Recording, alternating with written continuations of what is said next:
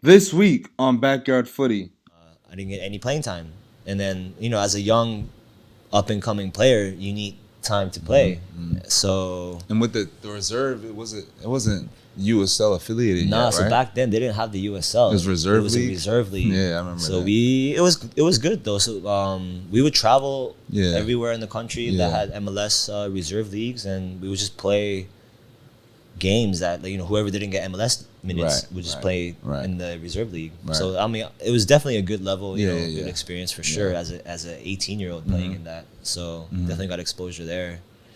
But I wanted real minutes, real like professional minutes. So I went back to Japan after 1 year at Timbers. Okay. Yeah, Wow. and then J League. I think that's where I really stepped up my game. As a person, as a player, definitely. What's up, footy fans? It's your host, Hugh Roberts, aka Superhuman. I'm back with another edition of the BYF series. I'm excited to bring you my first Asian guest, Mobi Fehr, my homie coming from Monterey, but a world traveler traveling across the world. Listen to his incredible journey playing in Vietnam, playing in Japan, coming overseas, adjusting to a culture shock, leaving his family young, and, just traveling the world, really. Listen to a world traveler, someone who's definitely experienced in his journey, and listen to his grind and how he persevered through his obstacles and his experience in Monterey from last year to this year, and, his thoughts and everything. I appreciate you guys tuning in. Got another one dropping next month, doing this once a month for you guys, and got some more special editions coming up to finish the season too. Appreciate you guys. Stay tuned, subscribe, comment. Let me know what you guys think. Samurai, appreciate you Konnichiwa. again coming on, my What's guy. good? Talk to us about daily life into your life here in Monterey, Monterey, man. outside the field. What a place. All I can say, Fogtown. I mean, I like Monterey, man. It's nice and chill. The beach is right there. It's nice and laid back. Not much to do, honestly, but Yeah, just put your mind on footy. That's it. yeah, right. Yeah. You said your second year here, you're a little more comfortable and situated Yeah, too? definitely. It's my second season here. Obviously, everyone's first season last year. But yeah, I've definitely been acclimated now. We have a good core of guys here. Yeah, Most of us yeah. are back from last year. Yeah. And then my day to day is pretty simple, bro. Like I have soccer, in the morning, school also, too. like Yes, you, sir. and like Yes, Murph sir. too. I think we have the same university, Bellevue. Yep, Shout out yep. to Bellevue Shout- University. Yeah, man, it's keeping it simple. I like Are you, it. are you a cooker or are you going out to restaurants? Nah, I cook. I try to cook. I try to do meal preps. Okay. Cook once or twice a week, and then that will last me 3-4 days. Save some money, Yeah, right? save some money. Yeah. Definitely. What's some of your top dishes? Ooh, I'm half Japanese, so Yes, you gotta, sir. cook some Asian food for sure. Yes, sir. But I just like keep it simple. Just chicken, avocado, some kimchi, some Japanese beans called natto. Really good for you. Yeah, it's about a lot of Asian food. Yeah, yeah. I'm big into the Asian Yeah, what food about you, myself, man? Any some Jamaican recipes? Yeah, I'm cooking. or- Yeah, cooking the jerk salmon. I got into that this year actually too. Yeah, got yeah. cool with the brown stew fish, brown stew salmon as well too. Honestly, probably until I met my girl, probably changed things around. But Word. probably really didn't start cooking within like the last 4 or 5 years. Before Right, then, I was right. just like going out all the time, Yeah, buying junk same, in my same, youth and my same. career. I mean, it's just We don't easy, want to man. we don't want to cook after training for the most part Nah, too. So I feel that. tired as hell, just grab something Yeah. cheap and whatever. Yeah, definitely on the lunch part after training, I usually eat out. Just Yeah, buy whatever, yeah. bento box, lunch, whatever. Yeah. I have to do it. I can't cook twice a day. I'm telling you, man. Or I'll get something to last you for the next day or something Yeah, too. exactly. How's this season been for you personally? It's definitely good. How many games are we in now? 14, 15 games, almost halfway. And then as a team, I think we are supposed to be where we are. We could be a little higher in the standings, I Yeah. feel like. Yeah. But we're above that playoff line. Yeah. Per me personally, I've been playing every game, except for the red card. Yeah.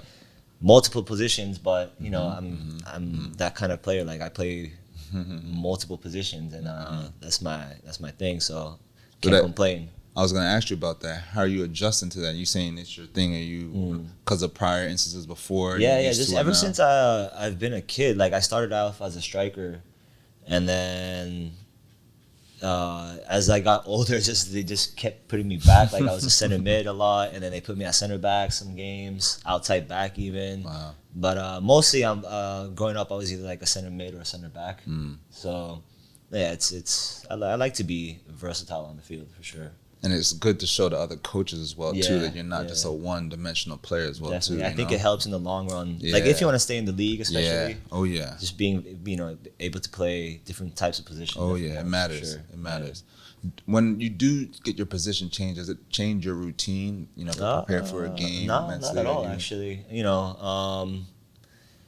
Just because I've been playing, it's already my 11th year. Yeah. I've just been playing a lot of games in different positions. I just became so used to it now. But yeah, it's just no particular routines for that. Wow, so this is 11 this year. Yeah. Wow, you went up on me.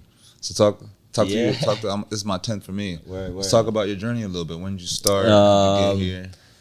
So I grew up. I was born in New York, but me and my family moved to Tokyo, Japan, when I was 6 years old. My mom being Japanese, and then my dad is from Switzerland. Yeah, very international family. But yeah, I started playing soccer when I was 6, when I moved out there, just a local team. And then when I was about 11 years old, a team called Tokyo Verdy, which is a J League team, kind of like an MLS or like any European system that goes from academy straight to pro. Gotcha. And then I joined the U12 team. Like 300-400 kids came to try out. They only took 3. Wow. I think they only took me because I was like half Japanese, half white, honestly. But I just progressed through the ranks, and then by the time when I was U18, I was 15 years old when I got promoted to the U18s with this team, and then that's where my whole footy journey got really serious. Where it like kind of kicked in. And so when you say that right there, and that's good because you can obviously, or now you can reflect and look back. Why did it change? Like what happened? Obviously, just playing. 2-3 grades above of myself. 18-year-olds, they're on the cusp of being professional or not, especially in teams like Japan or Europe, where not that many kids go through college to go to Europe, to go pro. So I was already playing with them, and then they were all talking already about, I have offers from this J League team, this J League team, and I'm just a 15-year-old. They're like, wow, so this could be me one day. And then that's where like I kind of shifted the mentality of I could really become a pro if I really work hard. And then that's where things really started. And then one tournament when I was 15, I was playing in the all Japanese tournament, and a U.S. national team scout happened to be in Japan watching this like tournament. But obviously like some other like countries were there, club teams. Yeah. And then he came up to me one after. He was like, "Hey, like I see you're not fully Japanese. Like, what's your other half?" And I'm like, "I'm half American." And he's like, "Oh, you should come down to the residency program." Just like that. After the game. Wow. And I was like, I didn't know anything about U.S. soccer. I didn't know anything about residency program. So first they're like, "Yo, just come out for a week and check it out." So they flew me out. They flew my mom out to Bradenton, Florida, which was like IMG Academy. Yeah. And then funny story, I think Murph and G was talking about Wilmer Cabrera being their coach at RGB. He was my U17 coach at residency. Yeah, small world. Small world, the soccer world, man. Like it's crazy. So I went there for a week, and I trained with the team for a week, and he was like, "Yo, like you should stay here full time." Backtracking a little bit, was it a culture shock for you to adjust? Coming from Japan, straight over to Bradenton. Yeah, I mean, not really. Just because every summer I used to come back to the States. I would go to Switzerland, and then even in Japan, I went to international school, so everything wasn't in English. Yeah, I got you. I only spoke Japanese at the club team. Got you. Yeah. Got you. Okay. So it wasn't too big of a transition for you. Not really. That's important too. I mean, you're leaving your comfort zone too as well. Definitely. But so that was, I was like 15 and a half going on to 16 when I went to the residency program. Was the level different for you? Actually, not that much. Just because when I, back in Japan, I was playing with the top league and then older guys. But now coming back to the States, they're all kind of my age. So I didn't really feel like a big gap in level-wise, but it definitely was good competition for sure. Yeah. So then you go from there to camp, and then it was a year-long residency. Well, it's 2 years actually, but I only went for the last year for the preparation for the World Cup. So like every month we would go to different countries to play different national teams tournaments, and then our qualifying tournament was in Jamaica. This was and then. We qualified for the World Cup, which was in Mexico, and then we made it to best round of 16. Got smacked by Germany. Are you playing a good amount in this? I played every minute of the tournament. Wow. As a center back. But it was more like I was more like a 6, honestly, because it was like I just stepped in the middle, and then it was like a 3-back almost. Oh, okay. Yeah, so I gotcha. On paper, I was center back. Yeah. I know what you mean. But yeah, after a great tournament, kind of like Murph, I had a lot of European scouts that wanted me. So by the time I was 16, 17, I was in Fulham for a few months. I went to Leicester City for a few months.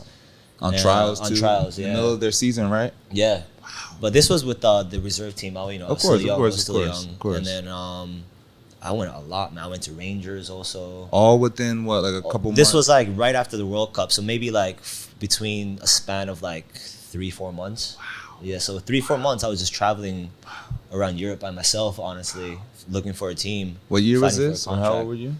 This was right after the 2012. 2012. Okay. Yeah, so I was 16, 17, something like that. Yeah. And then there's a rule for foreign players, like if you're not 18, you can't sign a professional contract yet. Like there's an apprenticeship contract, and then there's like a pro contract. And then so most teams offered me the apprenticeship, which is like a half scholar, half pro, academy-ish contract.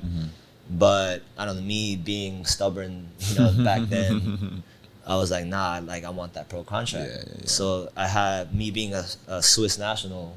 A team called FC Basel in Switzerland. Yeah, so they're pretty good team. Yeah. Champions League sometimes. Yeah. So I signed with their under 23 team. Gotcha. And then I was there for about 8 months. Okay. Playing with the reserve teams, and then I just knew there was just no way for me in the first team. Because of the level. Just because of the level, man. It was really also, like that. They're always number 1 in Switzerland. Yeah, they are. Yeah. And then they always qualify for the Champions League. Yeah. So they would buy a lot of players from abroad and then not really look into the academy that much, unless obviously if you're like Xhaka or Shaqiri, those famous guys. Right. But I wasn't one of them. Right. So did you feel like you obviously you're the reserves most? Did you feel like you could keep up those still coming from IMG, coming from Japan? No, definitely. Like even in the reserve games, I knew I could play. Yeah. But even I would sometimes train with the first team, and then when I was stepped there, I was like, okay, there's a big difference. Like in level wise for sure. Okay. But I was still getting into national team camps, U19s, U20s, and then at the end of the year, Portland Timbers hit me up. Or hit my agent up saying we're interested. And then so then I signed with Major League Soccer. You didn't want to stay overseas anymore? Honestly, like I wanted to, but I just didn't really see myself breaking into a first team. And I was still young and I wanted playing time. Yeah. And then honestly I thought MLS could offer me some playing time. Which didn't, but we'll get into that. But and so I signed with the Major League Soccer. They did the weighted lot. It's like a lottery. Yeah, like I didn't lottery, get drafted. Yeah, like the lottery pickup. There was like maybe 3 or 4 teams. Yeah. Was that inaugural year for them? Nah, there was their second year in the league. Okay. Yeah. Okay. And then so that was 2013, 2014. I signed with the league. I spent there for a year. First team to start. First team to start. Okay. I signed first pro not first pro, but like second pro contract in a way. And then I was there for a year. Didn't really play, just only reserve team games. Still, young and great team though. Portland. Best fans, great team. Yeah. City's great. And then I didn't get any playing time. And then as a young, up and coming player, you need time to play. So and with the reserve, it wasn't USL affiliated Nah, yet, so right? back then they didn't have the USL. It was reserve It was league? a reserve league. Yeah, I remember so that.